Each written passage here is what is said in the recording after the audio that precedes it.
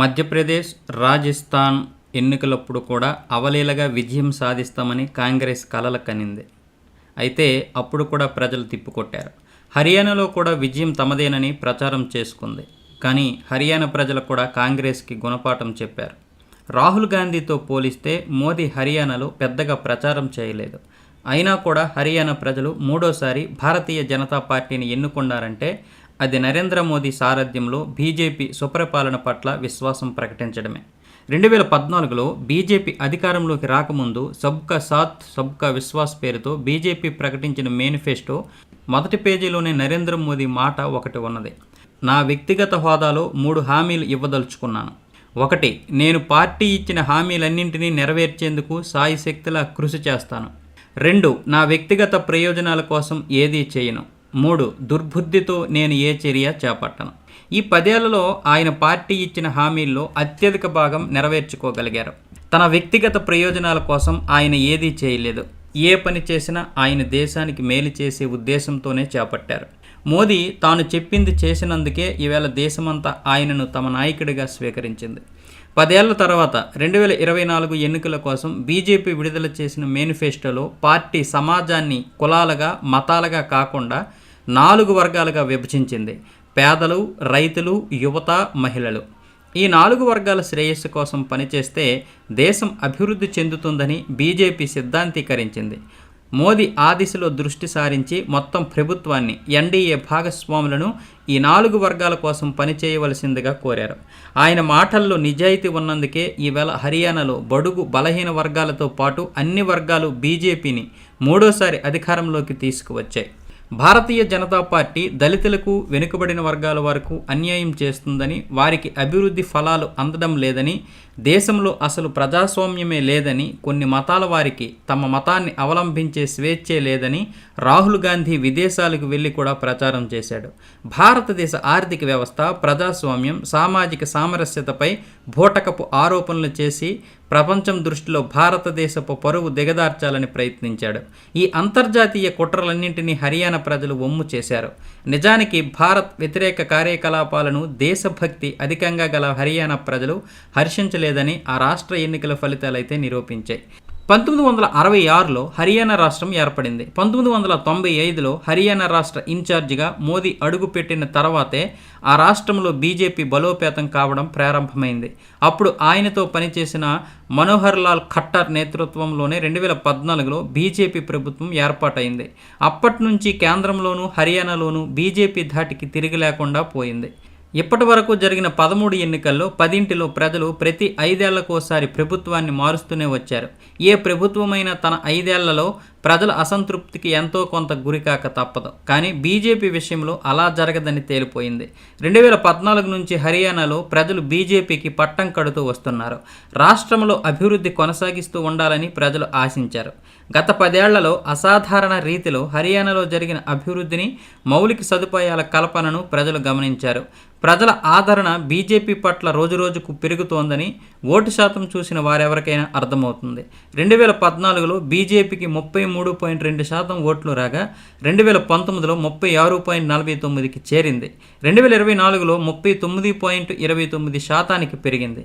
కాంగ్రెస్ కేవలం జాటు ఓట్లపైనే ఆధారపడితే భారతీయ జనతా పార్టీకి జాట్లతో సహా అన్ని కులాలు, వర్గాలు ఓటు వేశారని ఎన్నికల ఫలితాలు చూసిన వారెవరికైనా అర్థమవుతుంది. జాట్ నాయకుడైన మాజీ ముఖ్యమంత్రి భూపేంద్ర సింగ్ హుడా ఆయన వర్గానికే 90 సీట్లలో 70 సీట్లు దక్కితే, చమర్ వర్గానికి చెందిన కుమారి సెల్టాను తీవ్రంగా అవమానించడమే కాకుండా ఆమె చెప్పిన విధంగా ఒక్క సీటు కూడా ఇవ్వలేదు. దీంతో దళితులు కాంగ్రెస్ను చీకొట్టారు. అదేవిధంగా వెనుకబడిన వర్గాలన్నీ బీజేపీ వైపే నిలిచాయి. హర్యానాకు తొలి బీసీ ముఖ్యమంత్రిని నియమించినందున ఉపాధి కల్పనలో తమకు న్యాయం చేసినందుకు వెనుకబడిన వర్గాలు కూడా బీజేపీకి అండగా నిలిచాయి.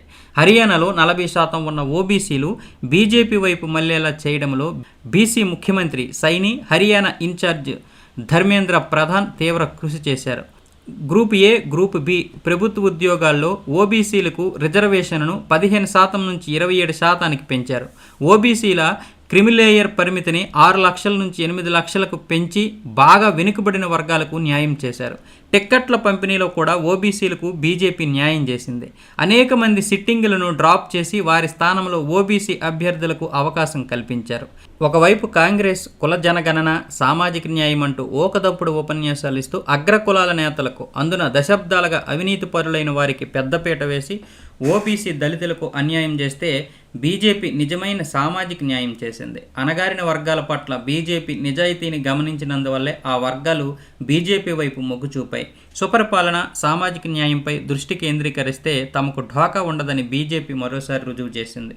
జమ్మూ కాశ్మీర్లో నేషనల్ కాన్ఫరెన్స్ కాంగ్రెస్తో కలిసి ప్రభుత్వం ఏర్పాటు చేసి ఉండవచ్చు, కానీ బీజేపీకి అన్ని పార్టీల కంటే ఎక్కువ ఓటు శాతం లభించింది. బీజేపీ ఓటు శాతం 25.64% కాగా నేషనల్ కాన్ఫరెన్స్ ఓటు శాతం 22.43%. కాంగ్రెస్కు 11.97% మాత్రమే లభించాయి. బీజేపీ 2014 కంటే 4 సీట్లు అధికంగా 29 సీట్లు సాధిస్తే కాంగ్రెస్కు కేవలం 6 సీట్లే లభించాయి.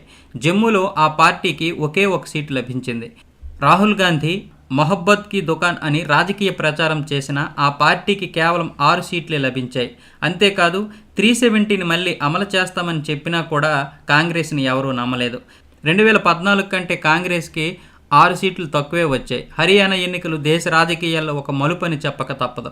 ఈ ఎన్నికల ఫలితాలు ఎన్నో అంశాలను తేటతల్లం చేశాయి. దేశంలో బీజేపీ బలహీనపడుతున్నదని భావించి కాంగ్రెస్ భుజాలపై తుపాకీ పెట్టి కాల్చేందుకు ప్రయత్నించిన కుహనా లౌకికవాదులకు ఈ ఎన్నికల ఫలితాలు గుణపాఠం చెప్పాయి. త్వరలో జరిగే మహారాష్ట్ర, ఝార్ఖండ్, ఢిల్లీ ఎన్నికల్లో కూడా ప్రజలు సమధికోత్సవంతో బీజేపీకి ఓటు వేయక తప్పదని దీన్ని బట్టి అర్థమవుతుంది.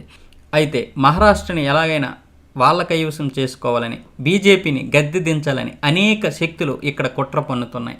అందులో భాగంగానే మొదటగా ఇక్కడ లారెన్స్ బిష్నోయ్ని తెరపైకి తీసుకొచ్చారు అనేక శక్తులు. ముఖ్యంగా పంజాబీ ఖలిస్తానీ ఉగ్రవాదులు కెనడా కేంద్రంగా అనేక కుట్రలు పన్నుతున్నారు. ఈ బిష్నోయ్ని తెరపైకి తీసుకొచ్చి డబ్బు సంపాదించడమే కాకుండా అక్కడ పంజాబ్ని సపరేట్ దేశంగా తీర్చిదిద్దాలని ప్రయత్నాలు చేయడమే కాకుండా బీజేపీపై అనేక రకాలుగా కుట్రలు చేసి బీజేపీ శక్తిని తగ్గించాలని అనేక ప్రణాళికలు అయితే రచిస్తున్నారు. అందులో భాగంగానే మొన్న మాజీ మంత్రిని అక్కడ హత్య చేయడం.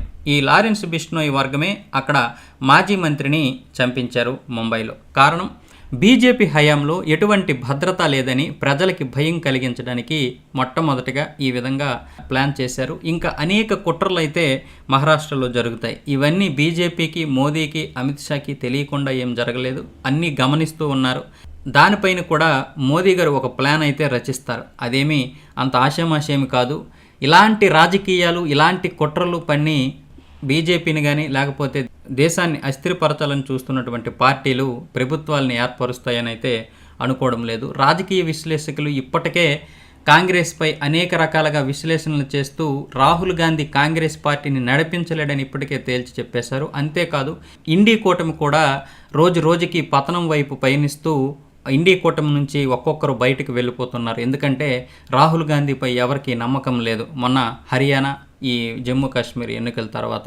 కాబట్టి ఇలాంటి కుట్రలు కాకుండా దేశానికి అభివృద్ధి పదంగా ఏం చేయగలమో నిరూపించగలిగితే, చేసి చూపించగలిగితే, లేకపోతే చేయగలిగే నమ్మకం ఇవ్వగలిగితే ఎవరైనా సరే ఓట్లు వేసి గెలిపిస్తారు తప్ప ఇలాంటి కుట్రలు చేస్తే గెలిపించలేం. 2008లో తాజ్ హోటల్పై 11 మంది కాంగ్రెస్ ఉగ్రవాదులు వచ్చి 263 మందిని నిర్దాక్షిణ్యంగా చంపేసి అనేక మందిని గాయపరిస్తే కాంగ్రెస్ ప్రభుత్వం ఒక్కరికి కూడా సరైనటువంటి న్యాయం చేయలేకపోయింది. ఆ క్షతగాత్రులకు కానీ చనిపోయిన వారికి కానీ ఎటువంటి ఎక్స్గ్రేసియా ఇవ్వలేకపోయింది. కానీ టాటా గారు 20 రోజుల్లోనే తన టీంతో అందరికీ న్యాయం చేశారు.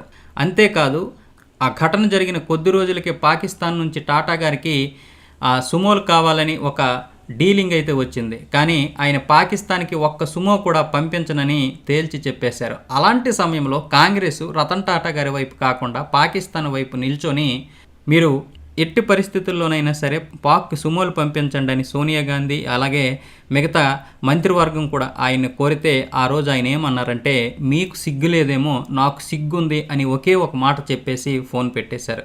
అది కాంగ్రెస్కి దేశంలో ఉన్నటువంటి పరిస్థితి.